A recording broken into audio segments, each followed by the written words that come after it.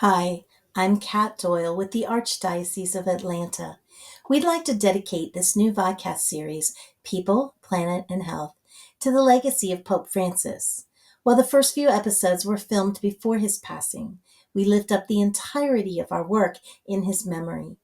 We are grateful for his gift of Laudato Si, the encyclical that urged all people of goodwill, no matter their individual faith traditions, to come together and actively care for our common home. We invite you to join us as we continue this important mission.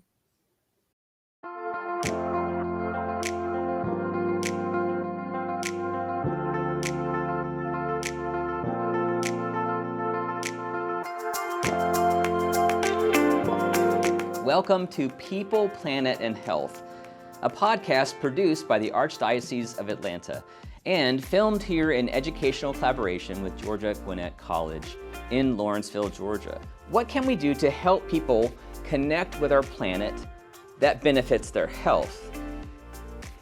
You've heard a lot about how people impact the environment, but there's a very important health aspect as well.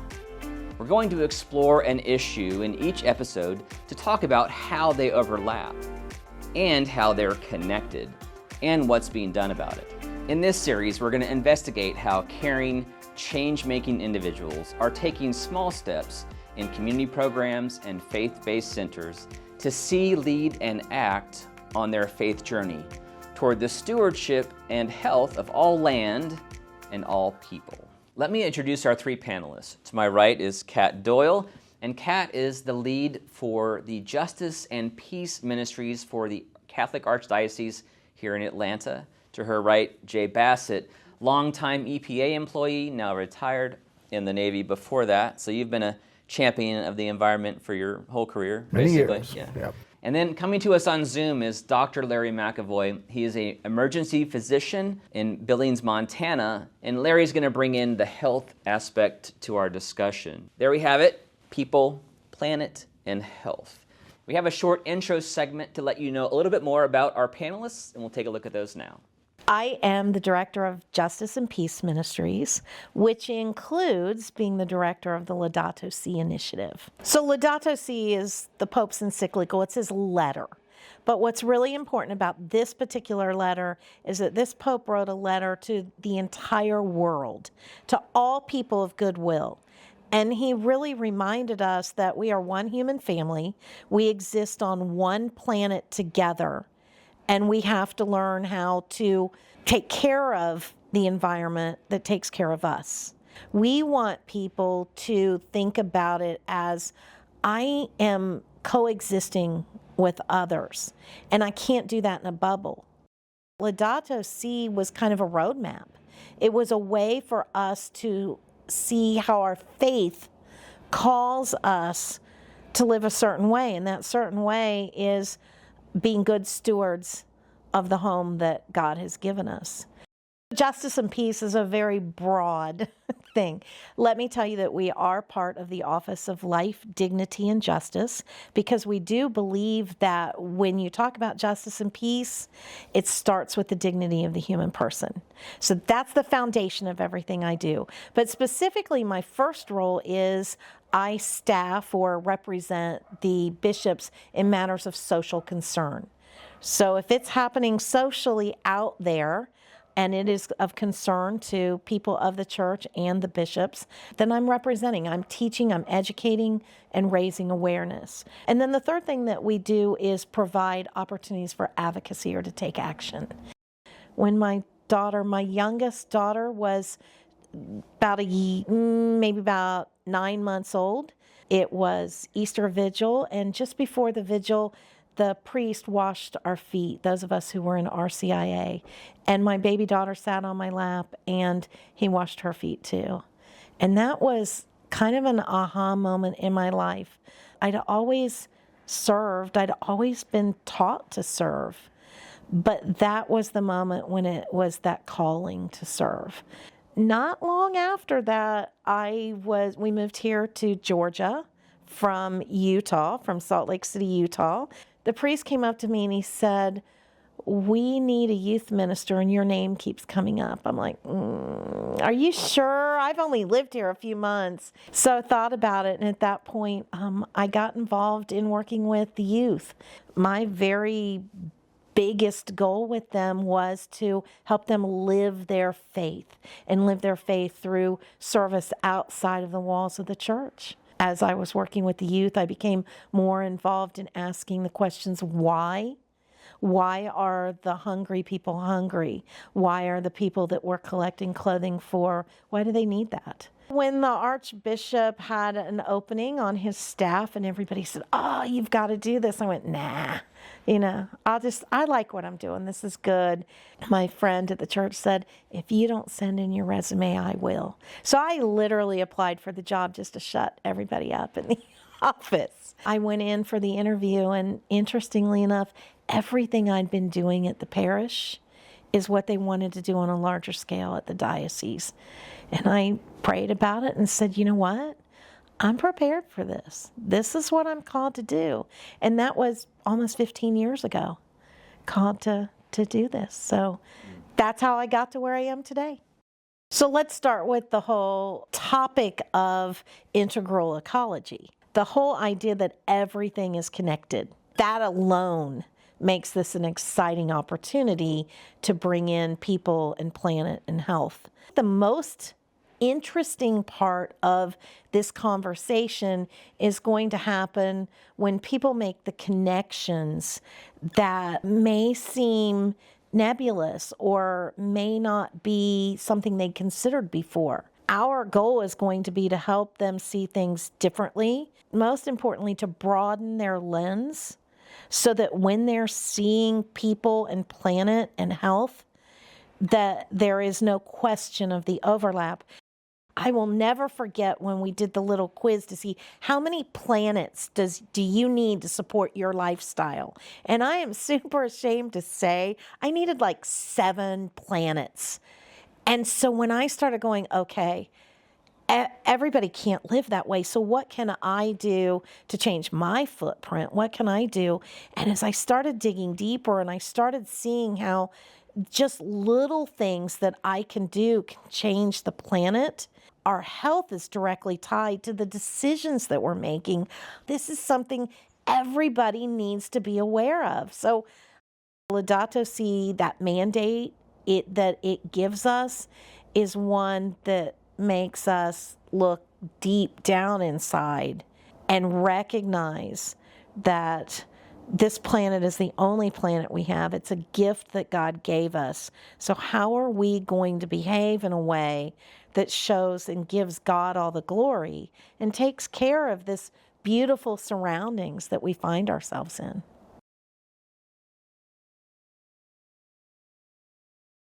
My entry point into sustainability really started, when I was working on my undergrad degree in civil engineering, because, unlike today, if you went back 40 years ago, there was no such thing as environmental engineering and environmental science. It was sanitation engineering, which is basically wastewater treatment plants and landfills. So at least it spiked in interest. And then where it really picked up was during my Navy commitment. Hurricane Hugo hit Charleston. Part of that was the restoration of the base after the storm, and of which there were lots of environmental issues. How do we deal with debris? How do we take apart buildings that might have asbestos in it? And then the other part was looking at the National Defense Strategy. I was asked to actually do that as an engineer, where we found that a lot of the regional threats were driven by climate migration and resource scarcity. So that's when I decided that maybe EPA was the place to be. I went to EPA after I left military duty in 1992, and it was an interesting time to join the agency back then, because that's when Superfund, which is around cleanup of old hazardous waste sites, was really picking up. And how do we manage these areas that might have legacy contamination, over 100 years old of industrial manufacturing waste disposal that at the time was legal, but now is causing health threats in communities, and how do we remediate and take care of that? So that was kind of, my entree point.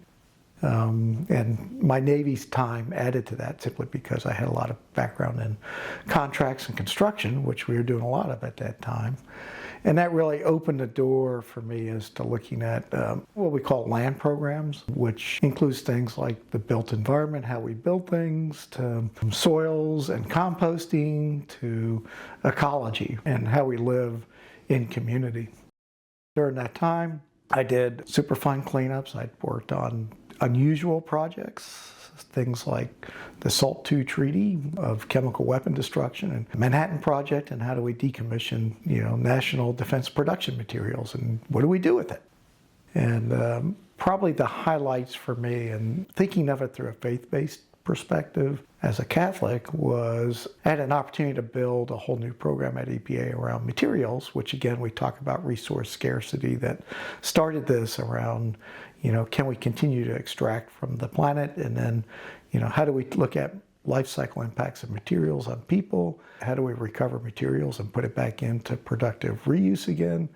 So I got to build that program from scratch, both in the Southeast and nationally. And how do we rebuild and redesign communities that include opportunities to live better and more healthy, and how churches are part of community becomes really important to how we do that kind of work.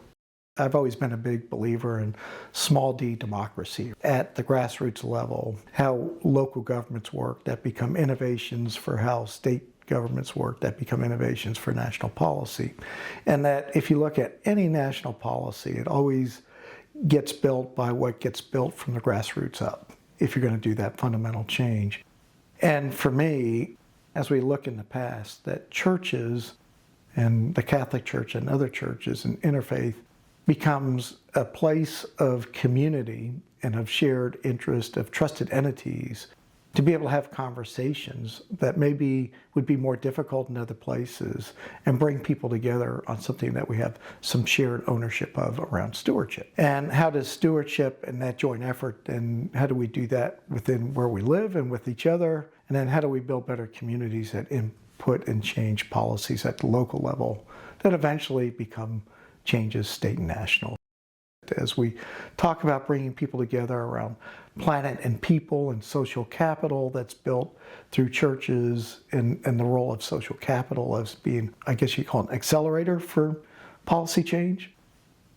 How do we build that capital and that capacity through people and through churches and through our shared faith as a platform for shared interests that we can drive change?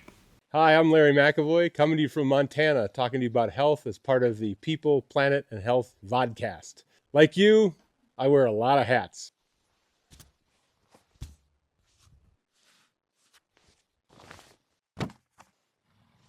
I'm an emergency physician, I'm a former healthcare CEO, I'm an entrepreneur, I'm an author, I've even had the chance to be a patient a couple times in my life. I'm also a dad, a father, a horseman, and I love living here in Montana. For many years, I worked in the emergency department, and I took care of people who never started their day wanting to see me. And it was great work, helping people kind of find their way back to health when a disaster popped up, where there was a heart attack, a cut on their finger, back pain, infection, car wreck. But the more I did it, the more I reflected on my own experience, I started to realize a few things about health that are really worth thinking about. Number one, health is a huge asset. It's probably our most important source of wealth. And without it, you can't be the best student you can be. You can't be the best parent, the best child, the best teammate, business owner or worker or colleague. Without health, you're just climbing uphill. The second thing I realized about health, it comes in layers. The liver can't be healthy by itself any more than the heart can be healthy by itself. In our bodies, it's all got to work together. And when it works together, it doesn't just work at a medical level. So our health is important with regard to cholesterol, blood pressure. Are you too heavy or too light, underweight or overweight? These are important things, but that's only one dimension of health. There's also our emotional health, our spiritual health, our environmental health, what kind of family we're in, what kind of relationships we're in, what kind of community we're in. Which brings me to my third point about health. It's about connections and communities. You can't really do it by yourself. It's not a solo effort, it's a team sport. Now, should you pay attention to your own individual health, what you eat, what you put in your body, what you drink, staying away from bad habits? Absolutely. But the healthiest people are not just healthy alone, they're healthy together. And we're not just healthy together as people, which is true, we're healthy together in the environment we're part of. The water, the air, the ground, the land, the other ecosystems. So I'm here to talk about health not just today, but over the course of the Vodcast. I'm the health guy. I'm going to be weaving in what we know about our medical health, our social health, and our environmental health. When it works, it's an amazing thing. And when it doesn't, we're all scrambling uphill, alone and together. And I'm Tom Mills. I get to be the moderator for this podcast. I'm a YouTuber and I make videos for green organizations. So sustainability is part of who I am. It's also part of my faith. I see that those two things are connected. So the Catholic Church has a mandate from the Pope also with regard to We do. green living. We do. The Pope has written a letter to all people of goodwill talking about integral ecology, the interconnectedness of everything and everyone. And our faith calls us to address that interconnectedness. Yeah. For me, as if you want to call it the technologist, right? The idea that the things that we do and the technologies around sustainability really impact people, but they impact people through their cultures and how they live in community. So there's a deep connection to faith, and there's a deep connection to the churches and how we live. That's always been part of how we live as Americans, right? So how do we bring that into the sustainability space? And I think Pope Francis gives us a way to talk about that. So Larry, how would you bring health into that? How is health connected to people and planet? Well, I would say that when I hear those words integral ecology, which sound kind of complicated when you first hear them, it reminds me that as a physician, when I see someone who, like everyone else I've ever seen, really wants to be healthy, they either want to preserve their health or improve their health, that health inside their own person is connected. You can't have a healthy heart and an unhealthy liver. Maybe for 5 minutes you can, but not over time. And so I guess my understanding as a physician is that the more we can put these levels of health together within a person, are we emotionally healthy? Are we healthy in our relationships, our nutrition, our disease state, our habits, our relationships? You've got, if you will, more health, right? You've got a higher health quotient. So that integral ecology is in our bodies. And we also have the science to emphasize what our faith communities around the world are saying, that health is a connected phenomenon as well. We are healthier when we're part of a healthy community. Should that be our family and our place of work and our town? Yes. Our county? Yes. Our world. So there are layers of health around us that we're part of. Our environmental health, our economic health, our civic health, our social health. So to me, integral ecology is an elegant way and a way that calls us to think and act at deeper and deeper levels as we understand it. But it's really about health. How can I be a healthy person? What does that mean? How can we be healthy together? And how do we design health so that these layers of health really reflect our dignity as individual humans and as communities? And then how do we link, I guess the doctor part of me, how do we link the faith and science of health, which also go together very well? There's no need for us to be thinking it's one or the other. It's really both. It is interesting with the bringing the faith and the science in. Integral ecology calls us to integrate spirituality and morality into this discussion about people and planet. And then when we talk about things like the physical environment, right? So how we grow our food becomes really important. Are we growing food with healthy soils? And how do we have healthy soils? And how has that become part of how we live around? Are we composting to build better soils, right? Are we looking at housing and saying we're developing housing that's actually energy efficient because it keeps mold from causing indoor air asthma and indoor air pollution problems for people with their kids that got to go to school and study each day, right? So we're trying to think across all these lines to say, you can't be healthy and have a good environment and be sustainable, and that we do that in the context of creation care because we're all connected across each other through people and cultural connection. Technologists with the health, with the faith piece, right? And how do we do that? So what are some of the things that some of the congregations around Atlanta are doing to implement some of these things now? Are there any programs in place already? There are. We have some really great things in terms of sustainability and bringing communities together. The Archdiocese of Atlanta, 10 years ago, when the Pope first wrote his letter, we created an action plan. And it had areas that we focused on. It included energy and water and health. It included young people and the environment and all those ways we're interconnected, but how to take action and what to do. So we're looking at audits. How do we create more energy efficient facilities? But we're also reaching out because we're called as people of faith to hear not just the cry of the earth, but the cry of the poor. And so everything we do should be focused on that interconnected way that the environment and those who are marginalized are treated by, and how the environment interacts with where they are and meeting them where they are. Right.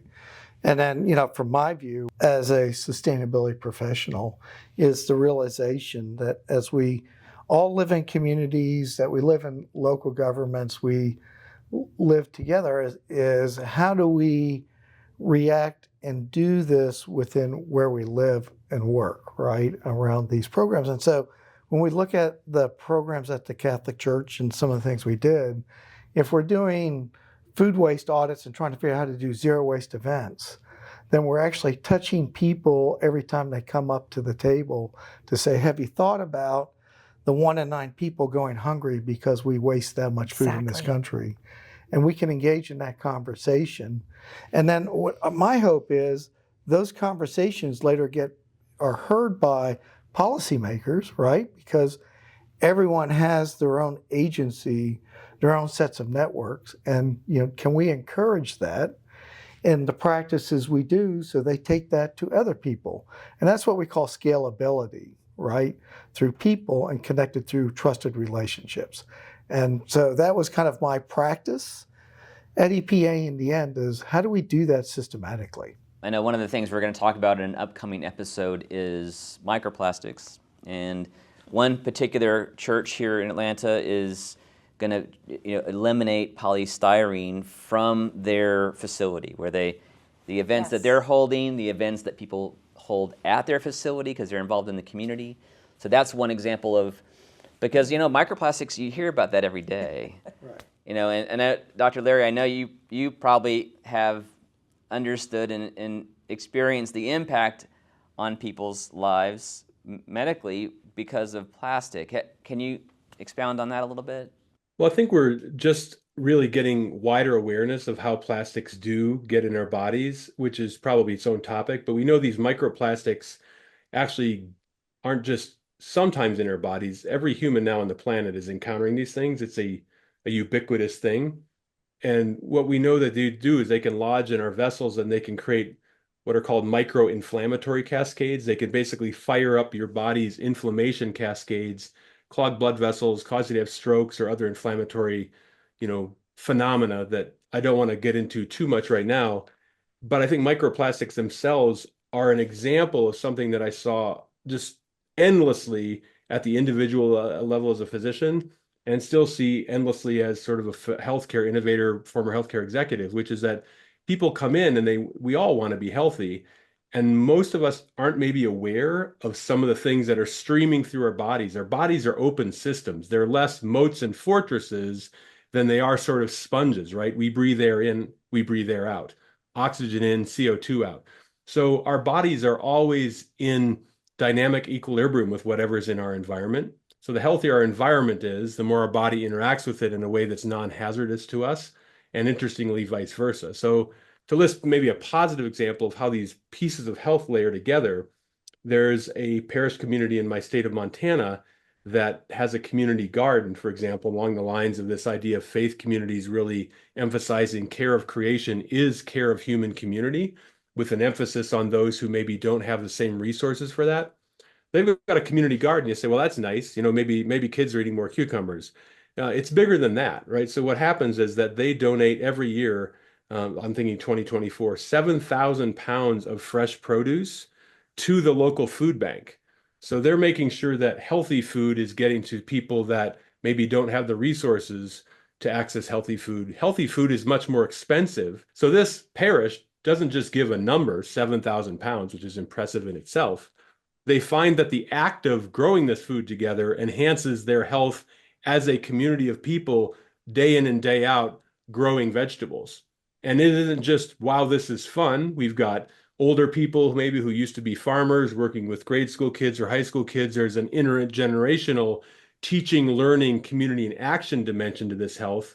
But they look at each other and they say, wow, when we get together and we act this way as a community, not only are we focused on health and on connecting to other people in our community, we like this. This is energizing. We get creative about it. We enjoy doing this. The next thing you know, they're looking at renewable energy on their roof, which they've done. So once human communities start orienting around health and beginning to connect dots, there are all sorts of positive things that go beyond the very worthy topic of let's not put bad things in our bodies. It's a great thing to live by, right? And they start connecting these layers of integral ecology beyond not harming ourselves. How do we actually create health? How do we grow health as an individual asset, a shared asset, something that is a quality that we actively interact with, not just hope we have by some scorecard, right? We find out we can grow health. And it turns out when people grow health, whether it's individually, I finally lost that 10 pounds. As a family, we're starting to do, get off screens and spend more time, whatever, with the neighbors, however they define it. It turns out that's not just an effort or a burden. That becomes a really energizing phenomenon for people. And they don't just measure more health on someone else's scorecard. They love it. They embrace it, and it creates a vitality in community that I think we want to see. You bring up such an important point, and that is that this action, this getting involved, and part of the reason we're doing this podcast is to raise awareness. Right. And in raising awareness, we actually help to bring about changes in behavior. Yeah. Because it's those behavior changes that are going to lead to the healthier people and the healthier planet. So that's a big part of why we're here today. And I wanted to add, if we're really working on local foods and how we deliver those foods and grow more nutritious foods, which means we got to learn how to compost wasted food, right? And those types of things to help do that.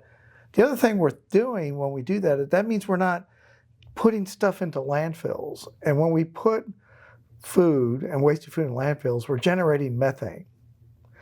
And methane is not just another contributor, right, to the climate challenge that we have, but it's also causing the neighborhoods and the people that live next to those facilities are now being exposed and breathing in those gases, right? So when we do these things individually, we're also building better community health and better community outcomes. And we're changing in the long term, how do we value wealth differently, right? And what does wealth mean for us at where we live, but also our neighbors and how they live, and the other communities that may be out there next to the landfill and what they're being exposed to. And we connect those dots in ways that through health that people don't see until you talk in that kind of context. So the community garden really is a great example of an overlap of people, planet, and health, because you're getting, like you say, Larry, getting people together to grow food. That is a wonderful experience of community, and it's healthy to do that. And then, of course, food that you're growing locally is going to be inherently better than industrial grown food, just because it doesn't have the transportation. Right. A tomato travels 1,500 miles on average to get to the grocery store. So, and it's also not on the vine getting those last nutrients for those 2 weeks or whatever that it's in transit. You know what's also interesting about that is God calls us to be co-creators with Him. And as co-creators, shouldn't we be creating in the healthiest, best ways? Shouldn't we take His model of creating good, the best that we can, versus just whatever happens, whatever's out there? He created these seeds. Absolutely. And these tomatoes are designed by Him. And so it is an amazing opportunity to, like you say, be that co-creator. So in addition to, we want to focus on themes and ideas that to protect the environment and reduce negative impacts on the environment, but also focusing on those things that are positive things we can do to live better within this framework of creation that God's It's created for us. partly creating hope.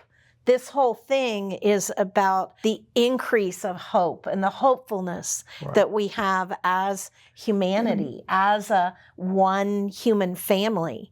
And so it's creating and increasing hope, not the hopelessness. We can't survive on our own. I mean, 200,000 years of mankind was predicated on that we formed communities to support each other with what the earth provided, and we were smart about that. And I think, that community garden is also represents this opportunity of connecting people differently, to where you're not just the one that's in your car going between your office and your home that doesn't see anything beyond the road about how people live, but you get to build community and commune with folks around that community garden, that local food that is part of, as we know, post-COVID, we've got people fighting depression and feeling disconnected. And this is also a way of addressing healing in that sense as well. So as we wrap this up, let's talk about goals. What is, as you think about these conversations, I'm excited about what I'm going to learn from the three of you, and seeing how all these things are connected. But what do you hope for this? It's a big challenge. There's a lot to it. And part of it is my hope that each individual takes on their part, right, and that we begin to interact with one another in that ripple effect, because it is about starting small. It is about starting in my family, in my community, and growing out from there. But even more so, I think it's just a matter of more and more people being aware that people and planet and health are interconnected. Yeah. I don't think we've done a good job of making that connection, and I'm hoping that's a big part of what we'll do. Yeah, and for me, it's really around ownership. People think, the tendency is to think it's just being done onto them. And I think we have way more ability to take ownership of how we make choices and what we do. And we have to help people connect to that, to understand what those choices are, and take some ownership for that. Because ultimately, as a policy guy, right, policies don't start by a Congress pulling big levers. It stops with individual actions, working with other individuals within their communities and within their cities to say, we can live and thrive better. And we know how to do that, and we can own that. So that's what I'm hoping to get. Larry, thoughts on what are your hopes for this? Yeah, I guess I'll start with maybe what the ultimate frustration is for a doctor, which is you'd like to help someone be healthy, and you realize, oops, we don't have all the tools, right? I mean, I always said in my profession, if a little girl comes in and fell off a swing and dislocated her elbow, bad day for her, probably her parents as well, or siblings, whoever's with her. But we can fix that, right? And we just need a few deep breaths and, boom, that elbow's back and you head on with your healthy life. That is the dream scenario for a physician, to be the fix-it person that's actually doing something worthwhile. The darker side of that is, we see you, right? A person, a group of people, a population, an area, and we can't do what we like to do, right? We have a piece, but a small piece. So I think, Jay said that we community is together. It's people moving together. And right now, the Catholic Church has certainly made an emphatic statement at the doctrinal, hierarchical, formal level. This is important. Please pay attention. And they're not the only ones, right? Around the world, in the U.S., I don't know the correct body, and I apologize to any evangelicals, but the National Body of Evangelicals put out a paper, I think 2 years ago, saying, hey, this really is a biblical imperative. Human community and care of creation are linked, and we are saying this is real. The Muslim community has done the same thing, et cetera, et cetera, et cetera. So around the world, we have a really unique opportunity where neither faith is saying, we can tell you every answer all the time and you don't have to think anymore. Faith is a journey, in other words. And we know that science is giving us more and more information. And some people will say, well, I'm either faith or science. both the disciplines of science and the journeys of faith are giving us a lot of connecting information, not to stop thinking, but to encourage us to think more deeply together. How can we understand, which is the awareness that Kat mentioned, and how can we start connecting dots in our own lives that are healthier for us and the people we care about, and maybe the people we don't know about? And how can we create curiosity and action so we continue to think and move and have our being in a healthier and more connected way as humans? Is that a lot of big stuff? It is, but it really starts with little stuff, right? Maybe we should think about what goes in our body. What are our food choices? How can we work with our friends or our neighbors to think about this stuff? Because health is impossible individually. I mean, if you take out in my part of the world, Montana, elk, for example, are magnificent animals. They're amazing at surviving on a really harsh environment where we'd like to go inside, get by the fire. But if their environment isn't healthy, they just don't survive as well, right? And that's true for all of us. So I guess what I would like out of this is to be able to receive the stories from the group that's listening to this, understand those things, recognize the very positive things going on, and then help us all continue to ask the question, what if we stretch this a little bit farther on behalf of people? And then how do we connect to our health, which is something all of us want? And those of us who are listening that have had their health taken away from them know the minute it's gone, that is a big uh-oh moment. So how do we take that awareness and really do some positive things and recognize those positive things going on in our communities? Larry and Jay say something really important here, and that is, this is not about either or. Right. This entire thing is about both and. Both this and that and another. It isn't just either or. And that's what integral ecology is about. Jay, I appreciate the fact that policy comes from on high down, but it starts down low. And I think the power of our communities in terms of enacting change in our communities is quite significant. Like we can teach our neighbor how to grow lettuce, or we can show them how to remove plastic from their and purchasing. we can show them. And we can show them. Yeah, that's right. Correct. And it isn't like we haven't been there. We have done it before. That's how we've grown. So sometimes we forget. In simpler times. Is it about getting back to simpler times? Or is it just about using those simpler rules? I think it's just putting it in the context of authentic living, authentic lives, authentic relationships. And I think we can do that. It's intentional. Yeah. It's intentional.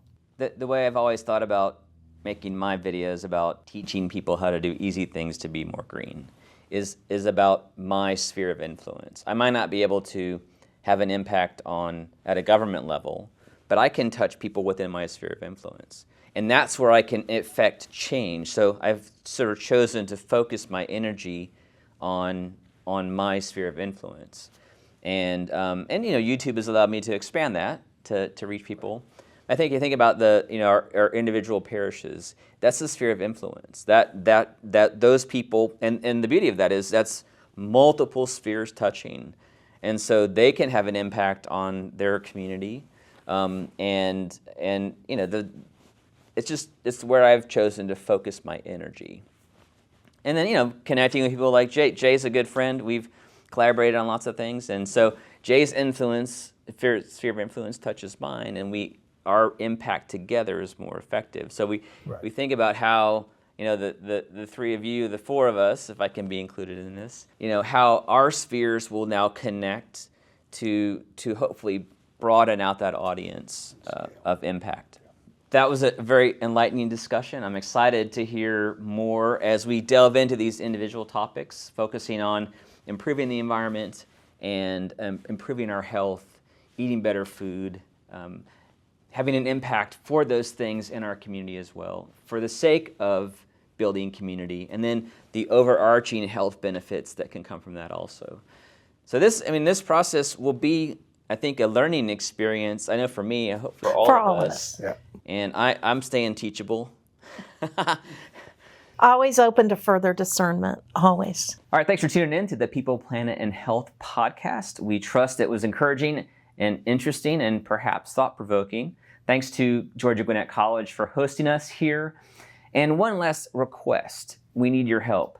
We have great experts here, but we are certainly not the only expert in the game. We'd love to hear what you're doing to improve your environment, to perhaps grow your own food, to get connected in community, and to take better care of your body and improve your health.